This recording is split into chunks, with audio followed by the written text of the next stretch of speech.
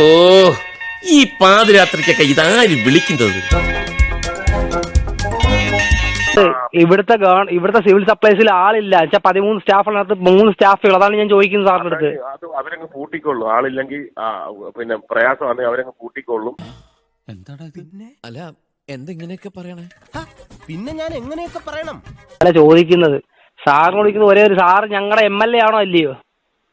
Day ഇയാള് കൂടുതലങ്ങ് തലേ കയറി ഇരിക്കരുത് കേട്ടോ. ഒരു ഒറ്റ ഇടിയ പറ്റുന്നുണ്ടല്ലോ. എന്റെ സ്വഭാവം അറിഞ്ഞൂടാ.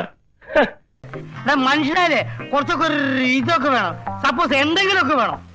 അല്ല ഈ കണക്കിന് പോയി നിങ്ങൾക്ക് എന്നെ റോഡാ തരാക്കല്ലോ അല്ലേ? ഞങ്ങളുടെ MLA ഇല്ല, ഞങ്ങൾ വോട്ട് ചെയ്തിട്ടാണ് സാർ ജയിച്ചത്. സംസാരിക്കുന്ന തലേ കയറി ഇരിക്കരുത്. അതാ പറഞ്ഞ സാറ് MLA ഒക്കെ തന്നെ. നിനക്കെന്തൊരു നട്ടം?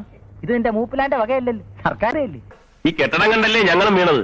അകത്ത് വന്ന് നോക്കിയപ്പോഴല്ലേ മനസ്സിലായത് ഇവിടെ എല്ലാത്തിനും കൂടെ ഒരാളെ ഉള്ളെന്ന്. സർക്കാരിനെ തെണ്ടി. Okay sir, okay sir. ഇനി നമുക്ക് ആരെയാണ് നിയമമായിട്ട് ബന്ധപ്പെടാൻ പറ്റുന്ന ആരെയാണ് ഇതിനകത്ത്? ഇയാൾ ആദ്യം പരീക്ഷ എഴുതി PSC ടെസ്റ്റ് പാസ്സാവണം.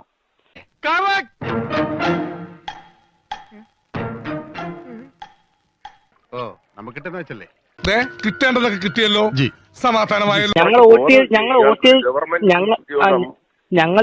ചെയ്ത് ജയിച്ചു. പറഞ്ഞു. ഇയാളെന്ന് റേഡിയോ ഒന്നും അങ്ങോട്ട് പറയാൻ പറ്റത്തില്ല, പറയുന്നല്ല ഇങ്ങോട്ട് കേട്ടോളൂ.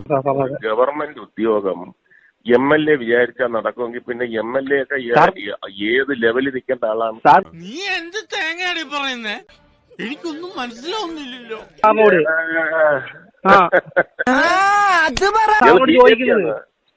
ഇയാൾ ആര്?